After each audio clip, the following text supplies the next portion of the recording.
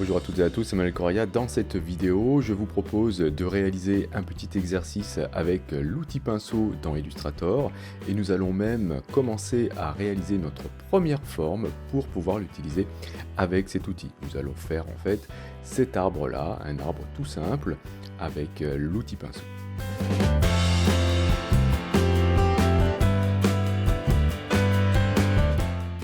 Bien, je vais commencer par faire un nouveau document. Je vais aller ici dans le menu Fichier, Nouveau. Je vais choisir un format de type A4. Alors, vous pourrez le trouver dans Impression. A4, il est ici. Et je vais aller choisir, par contre, ici, dans le mode colorimétrique. Donc, c'est les options avancées. Il faut cliquer sur Options avancées pour voir ces options. On va choisir ici Couleur RGB. Je clique sur Créer et mon document arrive ici. Je vais prendre l'outil pinceau, raccourci B. Et je vais aller choisir, alors depuis soit la barre de contrôle si vous l'avez, pour la voir il faut aller dans le menu fenêtre, vérifier que vous avez ici contrôle de cocher, ou alors depuis le panneau propriété, si vous n'avez pas le panneau propriété, allez dans le menu fenêtre et choisissez ici propriété. Ok. Je vais choisir par exemple depuis le panneau propriété ici d'ouvrir les bibliothèques de formes. Je vais aller dans artistique et dans artistique encre. Ok, j'agrandis un peu le panneau pour qu'on puisse bien voir ce qui s'y passe. Et je fais défiler le panneau afin de voir les formes qu'il y a à la fin. Celle qui m'intéresse, c'est l'avant-dernière, celle-ci, qui s'appelle effiler rond. Je clique dessus et vous allez voir qu'avec cette forme-là, vous allez pouvoir faire des choses comme ceci. Alors, le pinceau, je l'ai paramétré de cette manière-là. Je vais dans le panneau propriété, cliquer ici sur les options d'outils. Et j'ai mis ici la fidélité sur arrondi, donc au maximum à droite. J'ai décoché tout le reste et je valide avec OK. Bien, alors, comme je vous disais précédemment, vous allez pouvoir faire des formes comme ceci, c'est-à-dire bien arrondies. N'oubliez pas que vous pourrez changer la taille de votre contour en allant ici choisir une autre valeur que 1 point. Si je mets 3 points, j'aurai quelque chose de 3 fois plus gros. Voilà. Donc le but ici, c'est de faire comme une espèce de plante ou un arbre. Ok, donc le premier coup de pinceau, ce sera pour le tronc. Ensuite, je vais baisser la taille des contours pour faire les branches secondaires. Nous ferons ensuite la feuille. Je vais choisir par contre ici un profil plutôt comme ceci. Donc le profil de largeur 4, ce qui va me permettre d'avoir la pointe ici à la fin, beaucoup plus effilée, de cette manière-là. Regardez, hop, voilà, vous voyez la différence? Ça, c'est grâce au profil ici que j'ai choisi.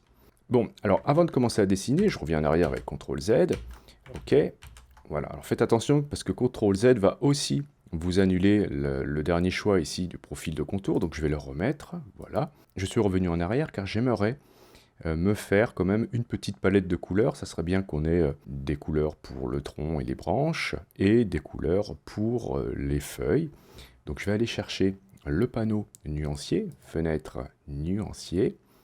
Ok, le voilà. Je vais supprimer toutes les couleurs qu'il y a dans ce panneau en cliquant ici sur le menu du panneau, donc en haut à droite. Je vais choisir ici de sélectionner les couleurs qui sont non utilisées, c'est-à-dire l'ensemble des couleurs puisque je n'ai rien dans mon document. Je clique ensuite sur la poubelle pour supprimer ces nuances. Je valide ici. Très bien, donc il me reste un petit jaune ici, je ne sais pas pourquoi, donc je vais le jeter aussi à la poubelle. Je vais garder donc juste du noir et du blanc. Je vais aller chercher le panneau couleur, ok, hop là, et je vais peut-être utiliser aussi le panneau guide de couleur. Je vais choisir un marron, comme ceci, à peu près, ok, et je vais pouvoir ici, depuis le guide de couleur, choisir des couleurs en fonction de ce qu'on me propose ici. Donc je vais aller chercher plutôt en cliquant sur le menu du panneau guide de couleurs, ici afficher les teintes et ombres, ok, c'est ce que j'ai là, ce qui va me permettre d'avoir des ombres qui sont plus ou moins diluées. Donc ce qui va m'intéresser ici, c'est peut-être cette couleur-là et celle-ci. Ok, donc je prends deux couleurs, une pour le tronc et une autre pour les branches. Je vais ensuite aller dans le menu du panneau guide des couleurs et je vais dire d'enregistrer les couleurs comme nuances ici. Voilà, ça va me les ajouter à mon nuancier. Par contre, j'aimerais bien que ces couleurs-là soient des couleurs globales. Donc je double-clique depuis le panneau nuancier sur la nuance et je vais cocher global. Je vais faire la même chose pour l'autre couleur après avoir validé ici. Ok, voilà, global, très bien. Et je vais faire la même chose pour la recherche des feuilles. Donc ce que je vais faire, c'est aller ici dans le menu du panneau nuancier, je vais cliquer sur RVB, et on va choisir un vert, allez, peut-être comme cela. Et ici aussi, je vais choisir, voilà, peut-être un peu plus vert, comme cela. Voilà. Je vais choisir deux nuances, ce vert-là et ce vert-là. Et je peux les glisser, si je veux, pour aller plus vite, directement dans le nuancier, de cette manière-là. Par contre, là, je n'aurais pas fait de groupe. Si je veux faire un groupe ensuite, je clique sur cette icône-là pour ajouter les couleurs sélectionnées dans un groupe que je pourrais appeler feuille, par exemple. Voilà. Je vais faire des couleurs globales. Je double-clique sur les nuances et je choisis de cocher global pour les deux couleurs. Ce qui me permettra ensuite de faire des modifications si besoin. Donc je peux fermer maintenant le panneau couleur et le panneau guide de couleur. Je vais garder sous la main le nuancier. Je vais choisir ensuite la couleur de contour, le sélecteur de contour ici, depuis le panneau nuancier par exemple. Et je vais choisir la couleur marron ici. Je n'oublie pas ici de changer l'épaisseur du contour. J'ai mis 3 points ici et je vais pouvoir dessiner, voilà, le tronc. Alors si vous n'êtes pas satisfait, vous pouvez revenir en arrière avec CTRL Z. Voilà, essayer de faire quelque chose d'un peu de ce style. Très bien. Lorsque vous êtes satisfait, vous allez pouvoir, par exemple, changer de couleur, celle-ci, baisser l'épaisseur du contour et faire les branches secondaires. Très bien. Alors, on va pouvoir faire varier les branches. Vous voyez, celle-ci arrive devant. Si je souhaite que celle-ci arrive derrière, je peux indiquer ici, depuis la barre des outils, que je vais faire un dessin en arrière. Si on regarde dans le panneau calque, et que j'ouvre ici ce calque 1, dès que je fais un tracé, le calque arrive par défaut au-dessus de la pile, car je dessine ici avec le paramètre dessin normal, c'est-à-dire que à chaque fois que je dessine quelque chose, il arrive au-dessus des calques. Si je souhaite que ça arrive en dessous, je vais choisir cette option, ici la deuxième, et regardez ce que ça va me faire. Hop, le dessin arrive en dernier ici, voilà, sous les calques. Donc vous pourrez faire varier comme cela les branches qui vont apparaître devant et les branches qui vont apparaître derrière comme ceci. Ok, donc je vais faire maintenant des branches encore plus petites. Je baisse ici l'épaisseur du contour et je vais poursuivre. Donc ici je suis toujours en dessin arrière. Voilà, comme ça je suis sûr que ça ne se chevauche pas. Et là, ici je vais revenir en arrière parce que j'ai un petit décroché ici, vous voyez, qui me plaît pas trop. Donc je vais bien me mettre ici. Voilà. Pareil ici. Et là. Je vais faire maintenant des branches encore plus petites. Je vais descendre jusqu'à 0,5 points. Donc ça, ce sera la base de mon arbre. Ok, alors ce que j'aimerais faire peut-être maintenant, c'est faire un calque uniquement pour les feuilles. Comme ça, elles seront plus facilement sélectionnables au début. Donc je vais aller ici, fermer ce calque. Je vais cliquer sur l'icône qui est tout en bas à droite ici pour créer un nouveau calque. Alors, puisque je suis ici en dessin arrière, il m'a créé le calque en dessous. Donc je vais me remettre en dessin avant et je vais déplacer ce calque au-dessus de l'autre en le faisant glisser depuis le panneau calque. Voilà. Je vais double-cliquer sur son nom pour l'appeler feuille. Et celui-ci, je pourrais l'appeler tronc par exemple. Pour l'instant, voilà, je garde cette organisation depuis mon panneau calque, ce qui me permettra, lors de la réalisation de cet arbre, de pouvoir facilement identifier les feuilles du tronc. Je vais réduire un petit peu mon panneau calque, voilà, pour que j'ai un petit peu plus de place. Et je vais, cette fois-ci, avoir besoin de me créer une forme feuille qu'on utilisera avec le pinceau. Alors pour cela, je vais aller choisir ici l'outil ellipse. Je vais faire une ellipse. Ok, voilà. Alors, cette ellipse-là arrive avec un contour de la couleur des petites branches, c'est pas ce que je souhaite. Je vais ôter le contour en cliquant ici sur la couleur 100. Ok. Mais en revanche, je vais choisir le sélecteur de fond et prendre cette couleur-là ici. Je vais ensuite prendre la flèche blanche, qui est l'outil de sélection directe. Je vais choisir le point du haut et le point du bas, donc je fais un rectangle comme ceci. Et depuis la barre de contrôle, ou depuis le panneau propriétés, je peux cliquer sur ces icônes-là, soit celle-ci, soit celle-là, afin de, tac, regardez, voilà ce que ça a fait. Donc je vous remonte, CTRL Z, je refais ici, tac, ça m'a ôté les courbes à partir de ces points, et ça m'a fait donc ici des angles, ce qui me permet d'avoir un début d'aspect feuille. Je vais ensuite sélectionner ces deux points et les descendre. Voilà, j'appuie sur majuscule pour faire vraiment quelque chose de bien vertical. Et je lâche et j'obtiens maintenant une forme comme cela. je peux ensuite, avec la flèche noire, cliquer sur la feuille et je peux bien sûr la réduire, voilà, réduire sa largeur de cette manière-là. Donc ça peut nous servir de feuille. Je vais ensuite sélectionner cette feuille, aller chercher dans le menu Fenêtre le panneau Forme, qui est ici, et je vais glisser tout simplement cette forme dans le panneau. Dans la boîte de dialogue qui s'ouvre, je vais choisir comme forme une forme artistique. Je clique ici donc et ensuite sur OK. Alors là, il y a beaucoup d'options. Alors on fera une vidéo spéciale sur la création des formes, on verra toutes les options. Pour l'instant, je vais choisir ici d'adapter à la longueur du contour. OK, le nom, je peux l'appeler feuille, bien sûr, c'est très important de nommer tout ce qu'on a dans un document. Largeur, je vais laisser sur fixe, OK, à 100%. Et je vais choisir peut-être pas d'appliquer avec cette orientation, mais plutôt celle-ci, donc la flèche qui monte vers le haut, qui pointe vers le haut, voilà, comme cela. Au niveau de la coloration, si vous choisissez 100, vous aurez toujours une forme qui aura cette couleur-là. En revanche, si vous choisissez teinte et ombre, vous pourrez mettre les couleurs que vous voulez. Alors si vous ne savez pas trop comment fonctionnent ici ces options, vous pouvez cliquer sur la petite ampoule ici, et une fenêtre va s'ouvrir, à partir de laquelle vous aurez des conseils.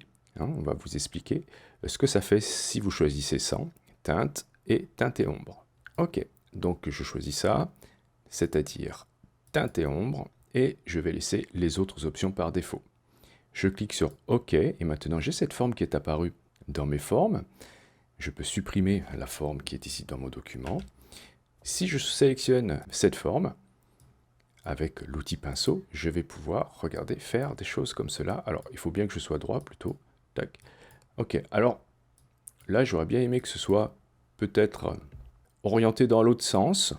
Ok, donc là, tout simplement, vous pouvez double-cliquer sur la forme depuis le panneau forme, choisir finalement comme c'était tout à l'heure, c'était bien finalement, voilà, ce sens-là. Et lorsque vous allez valider, vous allez pouvoir dire, soit vous laissez les contours que vous avez posés avec les paramètres précédents, ou alors vous pouvez appliquer les nouveaux paramètres au contour ici. C'est ce que je vais faire, et vous voyez que maintenant c'est dans l'autre sens. Voilà. Donc ce sera un choix, soit vous faites un cliquer-glisser de la gauche vers la droite pour avoir la base de la feuille comme ceci, ou alors vous pouvez, si vous souhaitez, faire comme on a fait, double-cliquer sur la forme et choisir l'autre option. Donc là, moi je trouve que la largeur est un petit peu large, donc je peux ici baisser sa taille. Si je clique sur aperçu, je vais voir ce qui se passe. Voilà, donc la feuille devient beaucoup plus fine, comme ceci. Je clique sur OK, je peux dire de l'appliquer aux autres contours, et voyons voir ce qui se passe quand je vais dessiner. Voilà, ça m'a fait ça. Plus je vais faire un trait long, plus la feuille sera étirée. OK, et donc ça pourra me servir pour faire plein de feuilles sur mon arbre. Bien, alors là j'ai fait plein d'essais, j'aimerais un petit peu supprimer tout ça, donc je vais dans le panneau calque, je vais cliquer à droite du rond ici pour sélectionner l'ensemble des formes qui sont présentes dans ce calque, et si j'appuie sur supprimer, je supprime tout. Ce qui va me permettre de partir avec quelque chose d'un peu propre, et je vais choisir dans un premier temps cette couleur-là et peindre mes feuilles primaires ici sur mon arbre. Alors je peux très bien les faire dépasser, je ne suis pas obligé de les coller forcément sur les branches, et je vais en faire plusieurs comme ceci.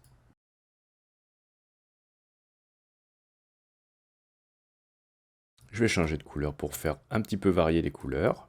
Alors n'oubliez pas de prendre le sélecteur de contour et pas de fond pour bien changer la couleur.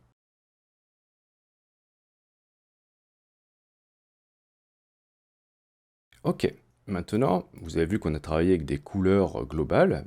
L'avantage de ça, c'est que si je double-clique sur une couleur globale, que je coche ici aperçu, toutes les modifications que je ferai sur cette couleur-là apparaîtront, vous voyez, sur les éléments qui avaient cette couleur. Donc on va pouvoir changer les couleurs si on le souhaite, de cette manière-là, très simplement. De la même manière, si vous trouvez que les feuilles ne sont pas forcément orientées comme vous le souhaitez, ou qui ont une forme que vous n'aimez pas trop, vous pouvez double-cliquer sur, ici, la forme depuis le panneau forme, cocher aperçu, et vous allez voir que voilà, si vous faites des modifications de la taille ici, vous verrez en direct le résultat s'afficher dans votre document. Une fois que vous êtes satisfait, cliquez sur OK, choisissez ici de l'appliquer au contour et le résultat sera tel que vous l'avez souhaité. Bon, ce qu'on va faire maintenant, c'est qu'on va peut-être Vous voyez ici au niveau du tronc, j'aime pas trop sa forme ici, ni là. Je vais pouvoir essayer de corriger tout ça. Sauf que si on regarde à l'aide du mode contour, hein, CTRL Y sur PC ou commande Y sur Mac, nous avons que des tracés. Donc il va falloir convertir peut-être les branches et le tronc en objet plein avec un fond. Et pour cela, je vais prendre la flèche noire, cliquer ici sur le tracé du tronc et choisir dans le menu Objet, ici, la commande Décomposer l'aspect. Une fois que j'ai fait ça, je vois maintenant, si je me mets en mode contour, voilà, que j'ai maintenant plein de points et j'ai aussi une forme, vous voyez, ce n'est plus un seul tracé. Donc ici, je vais pouvoir bricoler ici, repousser, si besoin, ces points. Alors, plutôt que de le faire un par un, car on voit ici hein, qu'on a quand même pas mal de points, je pourrais ici utiliser un outil très pratique que vous allez trouver ici dans le même groupe que l'outil largeur. Donc vous faites un clic droit dessus. On va choisir ici l'outil déformation. Cet outil-là, vous allez pouvoir changer sa taille en double-cliquant dessus. Ici, largeur et hauteur, je vais le mettre peut-être à 17. Je valide en cliquant sur OK. Et je vais pouvoir pousser voilà, les formes de cette manière-là. Très bien. Ensuite, je vais prendre toutes mes branches. Alors, comment sélectionner toutes les branches en une seule fois? Vous pouvez sélectionner une branche. Ensuite, vous allez aller chercher dans le menu Sélection, Identique. On va choisir ici Couleur de contour. Ça m'a sélectionné toutes les branches. Je vais ensuite retourner dans le menu Objet et ici Décomposer l'aspect. Je me retrouve maintenant, regardez, hop, avec des branches qui ont un fond et un contour. Je vais pouvoir, en zoomant un petit peu, déplacer des points avec la flèche blanche. Regardez ce point-là, je clique dessus, je le ramène ici, celui-ci aussi. Voilà, je vais faire la même chose pour celui-ci. Je clique dessus, je l'amène là, et voilà. Alors si vous souhaitez, vous pouvez aussi faire la même chose avec les feuilles, les convertir en tant que véritable objet. Donc pour faire ça, vous pouvez sélectionner ici l'ensemble des feuilles en cliquant à droite ici du petit rond. Hop, ça vous fait apparaître donc un carré rouge qui est la couleur du calque. Tout ce qu'il y a à l'intérieur du calque est sélectionné. Je vais aller dans Objet, décomposer l'aspect et maintenant j'ai vraiment voilà, des formes qui sont apparues. Si je souhaite que cet élément-là agisse comme un seul objet, je vais pouvoir sélectionner tout avec la flèche noire et je vais utiliser la commande associer qui va me créer un groupe en fait hein, dans le menu objet associé ici, CTRL G sur PC ou commande G sur Mac et regardez ce qui va se passer. Vous allez vous retrouver avec un groupe qui sera présent que dans un seul calque. Donc ce qu'on a fait précédemment pour la création de notre arbre sera maintenant déstructuré. On va avoir l'ensemble de notre objet qui va apparaître dans un des deux calques. Je pense que ça va apparaître dans le calque feuille. Regardez, je fais CTRL G, hop, et voilà. Je me retrouve maintenant avec un seul groupe présent dans le calque feuille. Je peux jeter le calque tronc, je n'en ai plus besoin. Si j'ouvre ce calque, je me retrouve avec un groupe, et si j'ouvre ce groupe, je me retrouve avec l'ensemble voilà, des éléments présents. Alors là, j'ai des groupes qui sont seuls ici. Vous voyez, j'ai un groupe avec juste un tracé. Donc pour faire simple, je pourrais les dégrouper, puisque là, c'est un petit peu inutile d'avoir tout ça, ou alors je laisse comme ça. Hein. L'essentiel d'avoir un groupe, je vous le montre, hein, c'est tout simplement de pouvoir, ensuite, avec la flèche noire, manipuler votre objet comme s'il s'agissait d'un seul objet. Okay, donc à vous de voir hein, si vous souhaitez ensuite organiser l'intérieur de votre groupe ou non. Mais bon, sachez que si vous avez besoin de faire des modifications sur les couleurs, puisqu'on avait des couleurs globales, on pourra le faire depuis le panneau nuancier, hein, pas de problème, ça va modifier quand même les couleurs de l'ensemble du groupe. Et si vous souhaitez agir sur un élément en particulier, vous n'aurez plus qu'à utiliser la flèche noire, double-cliquer sur un élément pour entrer en mode isolation. Donc là, on est à l'intérieur du groupe. Et si je double-clique à nouveau, voyez, sur cette branche, par exemple, je vais rentrer en mode isolation. Pour cette branche, je ne risque pas d'aller modifier les autres éléments qui sont autour, puisque j'ai isolé cet élément que je pourrais ensuite modifier avec l'outil de sélection directe, par exemple. Donc, pour sortir du mode isolation, vous appuyez sur Échappe ou vous appuyez, je vous le remontre, dans la zone grise à ce niveau-là. Ok, alors, puisque c'est un seul élément, je vais pouvoir faire des changements d'échelle, le dupliquer avec la touche Alt, enfoncé, ok, voilà, et faire ce que je veux avec cet élément-là. Donc nous avons vu dans cette vidéo comment utiliser hein, l'outil pinceau, comment se créer une forme très simple avec des options simplifiées et ensuite comment grouper le tout pour que on puisse bien manipuler l'élément simplement. Je vous remercie d'avoir suivi cette vidéo. Si vous avez des questions, n'hésitez pas à le faire dans les commentaires. Si vous souhaitez soutenir cette chaîne, vous pouvez cliquer sur j'aime et ou sur le lien Utip présent dans la description de la vidéo. Si vous n'êtes pas encore abonné, cliquez sur abonnez-vous. N'oubliez pas la petite clochette pour être averti des prochains cours ou des prochains tutos. Et justement, on se dit à la prochaine pour un autre cours ou pour un autre tuto.